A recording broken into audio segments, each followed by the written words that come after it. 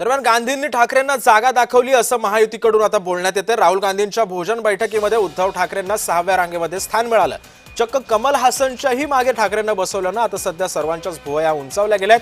ठाकरेंना शिवसेना प्रवक्ता शीतल म्हात्रे यांनी या संदर्भामधले फोटो जे आहेत ते ट्विट केलेले होते आणि त्यानंतर राजकीय वर्तुळांमध्ये चर्चांना उधाण आलेलं आहे।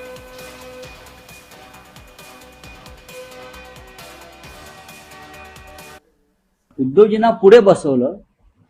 उद्धवजीचं म्हणणं पडलं की स्क्रीनच्या समोर बस आपण सिनेमा बघतो तर ते थोडं त्रास होतो पाहताना किंवा नीट दिसत नाही।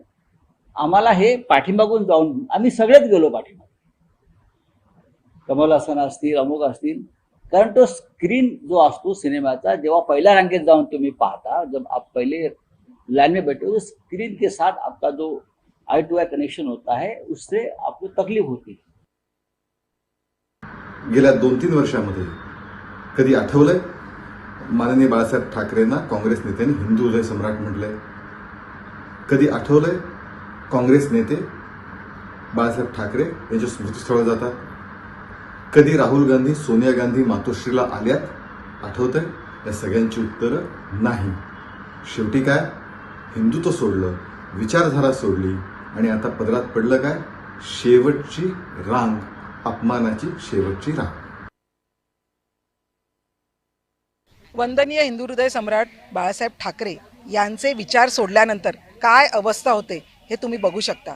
म्हणजे वाघाची शेळी नव्हे तर वाघाचा उंदीर झालाय असं म्हणायला हरकत नाहीये। 6व्या रांगेत अहो, ज्या मातोश्रीवर तुम्हाला भेटायला अमित शहापासून सर्व मोठे मोठे नेते येत होते, तिथे आज तुमची काय परिस्थिती झाली? तुम्हाला तिथे जावं लागतंय। अहो, तुम्ही उरला सुरलेला जो उभाटा पक्ष आहे ना, तो जाऊन तुम्ही त्या दिल्लीश्वरांच्या पायावर टाकलाय। त्याच्यामुळे तुम्ही दिल्लीच्या समोर झुकला नाही, तर तुम्ही सरपटलात असंच म्हणावं लागतं। ज्या बाईनी टीका केली आहे तिच्या कानाच्या बोळ्यामध्ये तिला बाकी ऐकायला येत नाही।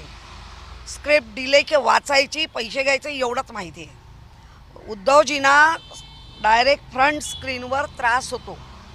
ते कायम जेव्हा स्क्रीन बघतात, जेव्हा आपल्या बंगल्यावर असतात आणि एखादी स्क्रीन दाखवत असतात तर ते सगळ्यात मागे बसतात आणि आम्ही सगळे पुढे असतो। या बाई पण त्यावेळेला पुढे असायच्या। त्यामुळे फक्त पादाला दंड कसा मारायचा हे अशा एसएनसी ग्रुपकडनं कळतंय।